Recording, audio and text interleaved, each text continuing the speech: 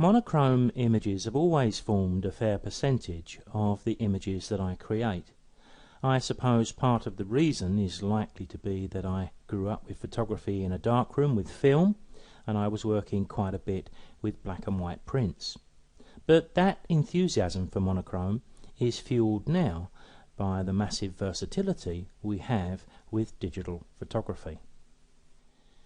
What I'm about to do here is to demonstrate a manipulation of an infrared image shot with a converted Canon 5D Mark II camera. Now, I appreciate that infrared may be quite a niche market still, but for monochrome enthusiasts watching, you should be aware of just how good infrared photography is. Why am I so enthused about it? Well, because we can take a digital infrared camera out in the middle of the brightest summer day and shoot images, and the contrast is still well within our control. Over the last couple of years, I've been extremely pleased with some of the unique and sparkling black and white images I've created using the infrared camera. Sometimes it seems to be easier to do this than with my conventional visible light photography. I didn't list this video in the contents of this monochrome magic set because it is a niche market, but I've added it as a bonus for your interest, because the techniques here are still valid for all types of manipulation, not just infrared, but I thought it may be interesting to see the process and how the infrared image looks when we open it up into Camera Raw. The magenta cast you can see in this infrared shot is caused when the filter over the sensor in your camera, the one that protects the sensor from infrared light, is removed and a visible light blocking sensor is put in its place. That's generally a dark red. You can get rid of this cast completely if you work at it, but to be honest, it's no great shakes when we come into Camera Raw or Lightroom to just take the saturation off, no different to what we would do with any other black and white manipulation. I do have some other information on infrared on the website, and one of those presentations takes you through the different ways you can dip your toe in the water to have a go at infrared. You can have a go without going down the line of having a camera converted, but there's very little doubt that that's probably the most versatile way to go. Now, my experience over the last couple of years with infrared photography is that because of the low contrast that's captured, we can be pretty aggressive with the sliders in Adobe Camera Raw or Lightroom, because all of the tones are there in abundance, and when we've got a great exposure in the shot, then we can move the sliders further without having any of those odd things happening where we start to have to do battle with our image, where we want to move the slider a certain distance, but when we do so, that introduces noise and we have to then deal with the noise, and so on and so on. Here we don't seem to get too many of those problems at all.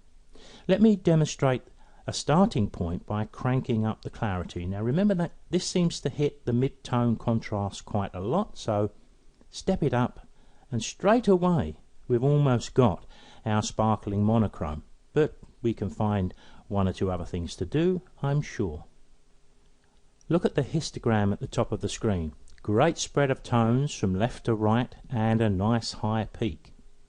I'm going to drop my blacks down a little bit because this is the black area, so I'm going to push a little more into my image to get it a little bit more contrasty. I could even do that with the whites as well on the right hand side, and don't forget I've already got the clipping warning highlighted there, so we're not burning out any detail here. But I do think that the bottom part of the image is probably a little bit on the light side, so we've got some choices here. Maybe a graduated filter.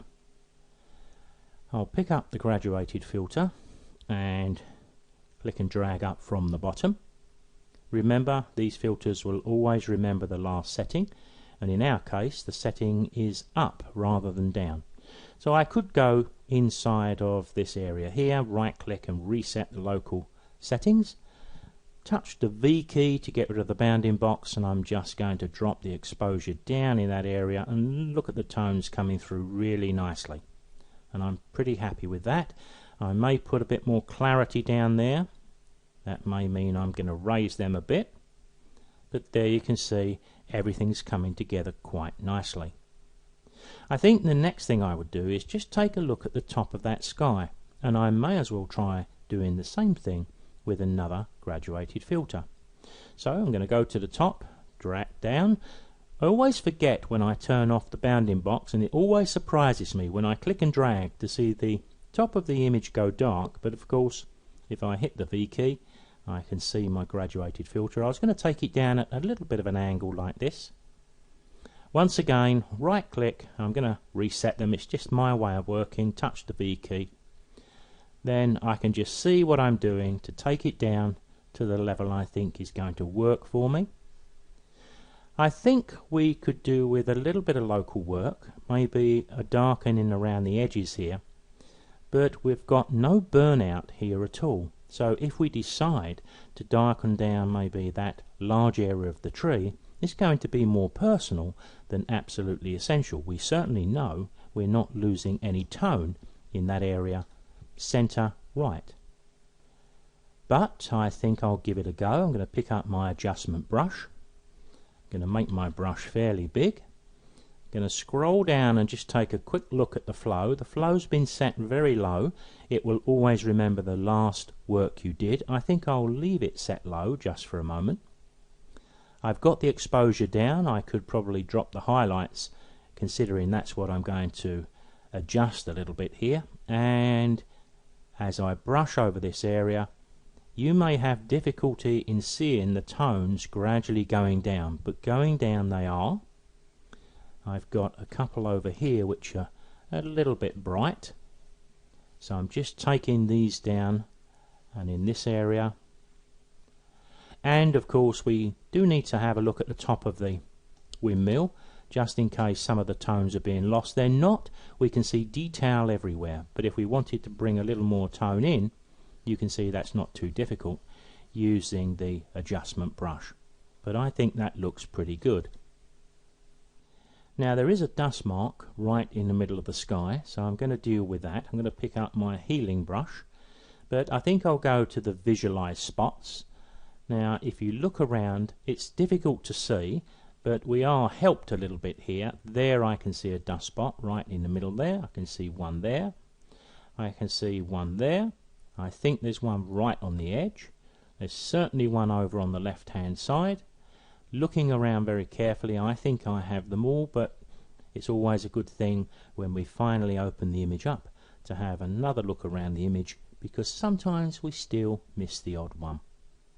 And finally, I think what I'll do is go back to my basic tab. I'll just touch the H key, which will take me back to the other tabs and to the basic. Just having one last look at this, see if I can just squeeze a bit more contrast maybe. And the final thing I'm going to do, I've done a number of times through these videos, it becomes almost a routine. The radial filter, drag it right out to the edge, right click and reset it, hit the V key, because I just want to give that little bit of vignetting around the edge, nothing that anyone's going to notice, but enough to improve the image. Let's open this up into Photoshop. Now this image was shot with a fairly wide angle lens, and I was pretty close to the windmill. The wide angle actually makes the windmill look further away than it actually was, and it's leaning in a little bit on the left and also on the right, but on the right it's not so evident with the trees. So I'm going to have a go at straightening the image up. I did try this originally in Camera Raw, but it didn't do a wonderful job. Normally it does, but it has to have some straight edges to work from. So here I'm going to do this manually. Remember, when we open up the image, it's a smart object. I'm going to go to my edit menu, and I'm going to go to transform, and I want to distort the image. I may need to reduce the size of it, so I'm going to hit the control Alt and spacebar and just click maybe twice, because I've got to pick up the top left here and drag that out quite a bit. And I may as well take the right a little bit as well. And that looks pretty good. We can lift up a bit as well. I'm going to do that, and then I'm going to hit the tick on the options bar to commit that. I'll hit Ctrl-0 to fit the image on screen, and I'm always amazed that when I do this, I'm yet to see any downsides, any deterioration of the quality of the image. I'm going to bring up my levels here, Ctrl-L, because when we change all the tones in an image in Camera Raw, sometimes we miss something. Now, if you look at the light tones on this side, have I got a slight deficiency here? Could I squeeze a little more sparkle into the picture? It's not much, but these small steps, in my view, are worth taking. I'm going to click OK to that. Now, I'm pretty happy with the image I have, but I think I wouldn't mind taking a look at Google Nik, just in case those filters can take that last step off the way. So let's go to Filters, Nik Collection and Silver Effects Pro.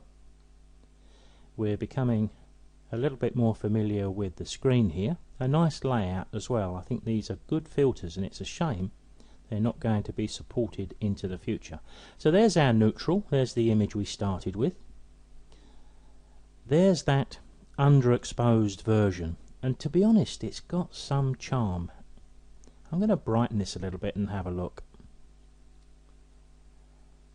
Just bring it up a tiny amount and then just click the compare. Do you know, I'm going to live with that. I'm pretty happy with that picture, and I'm going to click OK to open this up into Photoshop. If it will let me do it, and it has. Just take a couple of seconds to apply the filter, and of course if we really wanted to, we could adjust the panoramic look of the image a little bit, but I think on this occasion I'm going to live with it as it is. Taking just a few more seconds, we must have asked it to do quite a bit of work. There it is. And of course, just because we have applied a Google Nik filter doesn't mean we have to leave it there.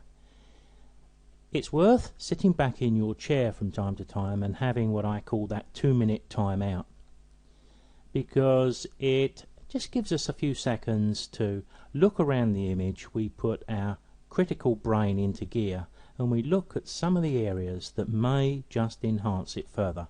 That's what manipulation is all about, in my view.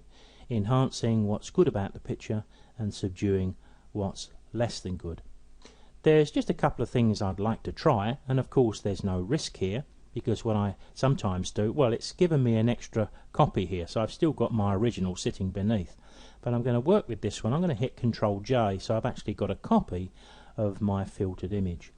There's a little part of the sky at the top there that just looks a little bit on the odd side, so I'm going to pick up my freehand lasso tool, just make a selection around that and see if Content Aware via Edit, Fill will fix that for me. That looks pretty good. Now I'm going to pick up my Dodge tool. I'm going to choose Highlights. The exposure is fairly low. What I wanted to do was just go over these areas just to see if I could just lift them a tiny amount. They're just coming up. That 5% is just about perfect. I wouldn't go any further than 5%. And there you can see it just lifts those lighter tones nicely, but it doesn't run away with me. So that's given a bit more sparkle in the sky. Maybe while I'm here I can switch to the burn tool with highlights, and maybe in hindsight just give a little more tone into the edge of those trees, and any other little highlights I think are a little too high. I wonder if I should even try lifting the tones on the top of the windmill, but I think there's a danger here that you end up just looking for things to do sometimes. With the burn tool, Switch to shadows, again keeping the exposure very low, just tweaking the clouds down just a tiny amount. But of course I think I am right when I say that sometimes we just find things to do because we enjoy the process. So having flattened all of those 3 layers together, there's the completed image. Digital infrared. Yes, we have to commit an old camera. Yes, we have to pay to have it converted. But it certainly does expand the horizons of our photography.